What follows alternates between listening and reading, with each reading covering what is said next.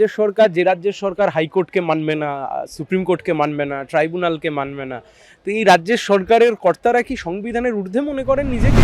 হাইকোর্টটা ঘুরে দেখুন, দেখবেন হাইকোর্ট চলছে না, হাইকোর্ট বন্ধ হয়ে গেছে, হাইকোর্ট অচল। দেখুন, একটা মিউচুয়াল রেসপেক্ট থাকতে হয়। দাম বেড়ে গেছে, হরমুজ প্রণালী থেকে আজকে ভারতবর্ষে গ্যাস আসা বন্ধ হয়ে গেছে। এটা উনি জানেন না? উনি যে বিরোধিতাটা করছেন উনি এটা জানেন না? যুদ্ধ চলছে, ইরান থেকে গ্যাস আসছে না, বিভিন্ন দেশ থেকে আন্তর্জাতিক পরিস্থিতি খারাপ, উনি জানেন না? আজকের দিনে একজন 1,25,000 টাকার কাছাকাছি সব মিলিয়ে টাকা পয়সা পাচ্ছেন। তাহলে শুধুমাত্র বিধায়কদের জন্য টাকা বাড়বে, মন্ত্রীর জন্য টাকা বাড়বে, মুখ্যমন্ত্রীর মাইনে বাড়বে, আর সরকারি কর্মচারীদের হক অধিকার দিয়ে তা সুপ্রিম কোর্ট বলবার পরেও দেবে না, এই কখনো চলতে পারে না। পশ্চিমবাংলার বুকে একটা রাজ্যের সরকার এমনভাবে চালানোর চেষ্টা করা হচ্ছে যে সুপ্রিম কোর্ট মানবে না, হাইকোর্ট মানবে না, ট্রাইব্যুনাল মানবে না, একটা অসাংবিধানিক জায়গায় নিজেকে নিয়ে যায়। একটা বিরাট সমর্থনের পেছনে রয়েছে, সেই জন্য তারা ভাড়া করা কিছু গুন্ডা বিভিন্ন জায়গায় নামিয়েছে। এই ভাড়া করা গুন্ডাদের বিরুদ্ধে কিভাবে ট্যাকেল করতে হয় কর্মচারীরা জানে, আমরা জানি। এই ভাড়া করা গুন্ডাগুলোর আমরা ছবিও তুলে রাখছি। দাদা, একেবারে সংগ্রামী যৌথ মঞ্চের ডাকে আজকে রাজ্য জুড়ে সরকারি কর্মচারীদের ধর্মঘট, এমনকি আপনাদের কলকাতা হাইকোর্টেরও বি গেটে একেবারে এই ধর্মঘট এখনো চলছে, স্লোগানিং চলছে, কি বলবেন? হাইকোর্ট কর্মচারী সমিতি, তার সাথে সাথে আমাদের কোঅর্ডিনেশন কমিটি, সংগ্রামী যৌথ মঞ্চ, সবাই মিলে সমস্ত সরকারি কর্মচারীরা এবং সরকার যাদেরকে বেতন দেন সবাই মিলে আজকে এই ধর্মঘটে শরিক হয়েছেন। দেখুন, হতে বাধ্য হয়েছেন, তার কারণ এমন একটা রাজ্যের সরকার যে রাজ্যের সরকার হাইকোর্টকে মানবে না, সুপ্রিম কোর্টকে মানবে না, ট্রাইব্যুনালকে মানবে না, তো এই রাজ্যের সরকারের কর্তারা কি সংবিধানের ঊর্ধ্বে মনে করেন নিজেকে? হ্যাঁ, সুপ্রিম কোর্ট নির্দিষ্টভাবে অর্ডার দিয়েছেন, সুপ্রিম কোর্ট জাজমেন্ট দিয়েছেন, জাজমেন্ট দেওয়ার পরে কন্টেম্পটের মামলা শুনানি হয়েছে, সেই শুনানিতে নির্দিষ্টভাবে সুপ্রিম কোর্ট তার মতামত ব্যক্ত করেছেন। তারপরেও রাজ্যের সরকারের এই অনড় মনোভাব, সেই কারণে আজকে বাধ্য হয়েছেন ধর্মঘটে নামতে, এবং আমরা সেই ধর্মঘটে সমর্থন করেছি, আমরা আছি ওনাদের পাশে।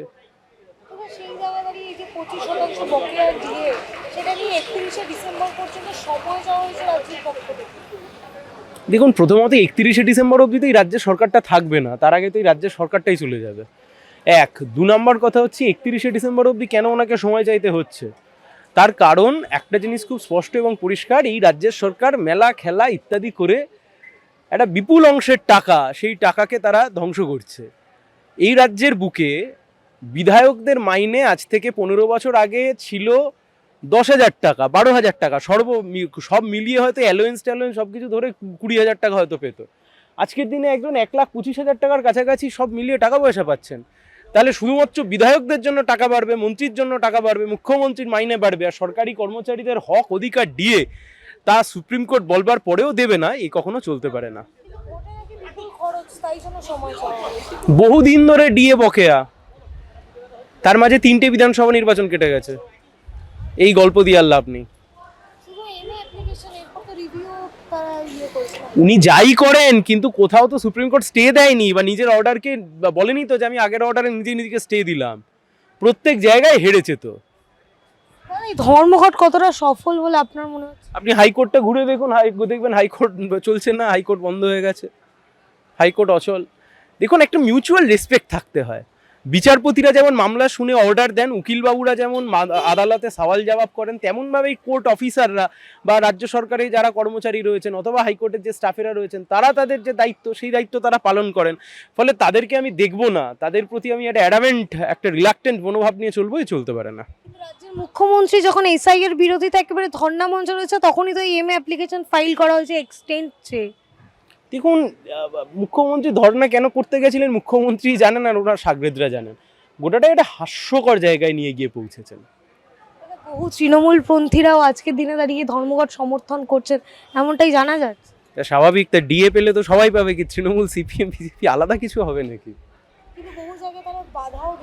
না না, সে তো স্বাভাবিক বাধা দেবেন, সে তো অস্বাভাবিক কিছু নেই, কারণ তাদের দিনের শেষে দলটা করতে হয়। কিন্তু আমি আবারও আপনাকে বলছি, পশ্চিমবাংলার বুকে একটা রাজ্যের সরকার এমনভাবে চালানোর চেষ্টা করা হচ্ছে যে সুপ্রিম কোর্ট মানবে না, হাইকোর্ট মানবে না, ট্রাইব্যুনাল মানবে না, একটা অসাংবিধানিক জায়গায় নিজেকে নিয়ে যাচ্ছেন। দাদা, এসআইআর নিয়ে আমরা বামপন্থীদের দেখেছিলাম একেবারে সিইও কমপ্লেক্সের বাইরে, তারা রাত ভোর বসেছিলেন, অবস্থান বিক্ষোভ করেছিলেন। অন্যদিকে মুখ্যমন্ত্রী মমতা বন্দ্যোপাধ্যায় একেবারে ধর্মতলা ওয়াই চ্যানেলে স্টেজ বেঁধে ধর্ণা দিচ্ছেন, কি বলবেন? না, আমাদের তো বলার কিছু নেই, কথা হচ্ছে এটাই, উনি প্রশাসনিক প্রধান হিসেবে কোন কাজটা করলেন। রাজ্যের 60 লক্ষ মানুষ আন্ডার অ্যাডজুডিকেশন। আমার বহু চেনা মানুষের নাম ডিলিট হয়ে গেছে, তার বাবা মার নাম রয়েছে, তার ছেলে মেয়ের নাম ডিলিট হয়ে গেছে। তাহলে উনি প্রশাসনিক প্রধান হিসেবে কোন কাজটা করলেন? মুখ্যমন্ত্রী চেয়ারে থেকে উনি যদি নিজেকে বিরোধী নেত্রী ভাবেন তাহলে তো অবস্থা একটু গন্ডগোল হয়ে যায়। এখন উনি আগাম নিজেকে বিরোধী নেত্রী ভাবছে কিনা আমরা বলতে পারবো না, কিন্তু একটা কথা তো স্পষ্ট এবং পরিষ্কার, এই যে রাজ্যের বুকে বিপুল অংশের মানুষ হেনস্থার মুখে পড়লো, রাজ্য সরকার কি করলো? কোন ব্যবস্থা গ্রহণ করেছে রাজ্যের সরকার? শুধুমাত্র ওই গান হই হট্টগোল একটা মঞ্চ বেঁধে, তাতে আবার সংস্কৃতি চলবে না, এইসব নির্লজ্জের চূড়ান্ত নিদর্শন। মুখ্যমন্ত্রী শুধুমাত্র সেটা না, এলপিজি গ্যাসের দাম বেড়েছে বলে তারা মিছিলেও তো নামছে, সোমবার একেবারে মহা মিছিল। এটা স্বাভাবিক যে মিছিলে উনি নামছেন, সে বিষয়ে তো আমরা খুব একটা কিছু বলতে পারি না, কিন্তু গ্যাসের যেটা সমস্যা হচ্ছে, পেট্রোলের সমস্যা হচ্ছে, গ্যাসগুলোতে বাড়িতে আমরা বুকিং করতে পারছি না, এটা স্বাভাবিক, এটা যুক্তিসঙ্গত। কিন্তু তারা একদিকে যখন মুখ্যমন্ত্রী ধর্ণা দিচ্ছেন, সুপ্রিম কোর্টে যাচ্ছে, তাহলে কর্মচারীদের ঘর থেকে ভাবছেন না কেন? উনি ভাববেন কিভাবে? তার কারণ হচ্ছে যে ওনাকে এই মুহূর্তে সরকারটা যদি চালাতে হয় তাহলে উনি একটা চটকদারির রাজনীতি করতে হবে। এখন ডিএ দেওয়া তো চটকদারির রাজনীতি নয়, অধিকারকে রক্ষা করা, অধিকার রক্ষার সপক্ষে থাকা, এর সাথে তো চটকদারির কোনো সম্পর্ক নেই। উনি চটকদারিতে বিশ্বাসী করেন। ওটাই ভোট ব্যাংকের রাজনীতি। এটা ভোট ব্যাংক না, চটকদারির রাজনীতি। আপনাদেরকে ভোট ব্যাংক বললে আপনি আবার সেটাকে ধর্মের দিকে নিয়ে চলে যেতে পারেন, তাই জন্য বললাম চটকদারির রাজনীতি। এনারাও তো ভোট দেন। কারা? যারা কর্মচারীরা। হ্যাঁ, মানে ওনার মনে হয়েছে এই চটকদারির রাজনীতির গুরুত্ব অপেক্ষাকৃত বেশি, সেটাই। দাদা, আজকের দিন কালকে একেবারে আপনার সাথে কথা হয়েছিল, আপনি বলেছিলেন বিভিন্ন তৃণমূল সমর্থকদেরও এই ধর্মঘটে একেবারে তারা যোগদান করবেন এবং সমর্থন রয়েছে। আজকের দিনে দাঁড়িয়ে ধর্মঘট কতটা সফল বলে আপনার মনে হয়? আপনারাই দেখুন, আপনারা ছবি তুলুন, দেখুন সারা পশ্চিমবাংলায় সর্বত্র ধর্মঘট সফল। তৃণমূলের একটা বড় অংশ আমাদের সাপোর্ট যেমন করছে, আবার তৃণমূল কিছু গুন্ডা বাহিনী নামিয়েছে। রানাঘাট, পূর্ব বর্ধমান, উত্তরবঙ্গ, পুরুলিয়া, বাঁকুড়া, বিভিন্ন ডিস্ট্রিক্টে তৃণমূল গুন্ডা বাহিনী ভাড়াটিয়া গুন্ডা দিয়ে অ্যাটাক করার চেষ্টা করছে। এ করে কিছু করতে পারবে না। আইনি অধিকার প্রতিষ্ঠা হয়েছে, ছিনিয়ে নেওয়ার দায়িত্ব যারা কর্মচারী তারা নিজেরাই দায়িত্ব নিয়েছে। একেবারে কর্মচারীদের পেটে তল পেটে লাথি মারা হচ্ছে, তাদের বিভিন্নভাবে আহত করা হচ্ছে। খাদ্য ভবনের সামনে আমরা এই চিত্র দেখতে পেয়েছি। বিভিন্ন সারা রাজ্য জুড়ে বিভিন্ন জায়গাতে তৃণমূল এখন যেহেতু বুঝতে পারছে যে মানুষের একটা বিরাট সমর্থনের পেছনে রয়েছে, সেই জন্য তারা ভাড়া করা কিছু গুন্ডা বিভিন্ন জায়গায় নামিয়েছে। এই ভাড়া করা গুন্ডাদের বিরুদ্ধে কিভাবে ট্যাকেল করতে হয় কর্মচারীরা জানে, আমরা জানি। এই ভাড়া করা গুন্ডাগুলোর আমরা ছবিও তুলে রাখছি, ভিডিও আমাদের কাছে এসেছে। এগুলোকে একটাকেও ছেড়ে দেওয়া হবে না। কি করে গ্যারেজ করতে হয় সেটা আমরা জানি। এই বিষয়ে তো মুখ্যমন্ত্রী এখনো চুপ। ওনার বলার কিছু জায়গা আছে, উনি বলতে পারবেন। আমার তো মনে হয় না উনি কিছু বলতে পারবেন। ওনার বলার মতন কোনো মুখ নেই। মুখ্যমন্ত্রীর এখন মুখ লোকানোর সময় এসেছে, বলার মতন মুখ নেই। কিন্তু সমস্ত বিষয় নিয়ে রাস্তায় নামছেন, সরব হচ্ছেন। যে কোন বিষয়টা নিয়ে তিনি রাস্তায় নেমেছে, কোন মানুষের অধিকার নিয়ে তিনি রাস্তায় নেমেছেন আপনি আমাকে?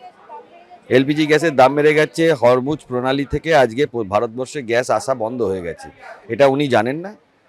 উনি যে বিরোধিতাটা করছেন উনি এটা জানেন না? যুদ্ধ চলছে, ইরান থেকে গ্যাস আসছে না, বিভিন্ন দেশ থেকে আন্তর্জাতিক পরিস্থিতি খারাপ, উনি জানেন না? এই ধরনের কথাবার্তা তিনি বলছেন, এগুলো উস্কানিমূলক কথাবার্তা না? এগুলো যদি আমি ওনাকে বলি যে উনি একটা ভারতবর্ষের নীতির বিরুদ্ধে কথা বলছেন, আমি কি অন্যায় কথাটা বলবো? এটা তো সত্যি ঘটনা যে এখন যুদ্ধ চলছে, এটা তো সত্যি ঘটনা এখন গ্যাস আসা প্রবলেম হচ্ছে, এটা তো মিথ্যে কথা না। এটা নিয়ে রাজনীতি করা মুখ্যমন্ত্রীর উচিত না, লজ্জা শরম পর্যন্ত নেই।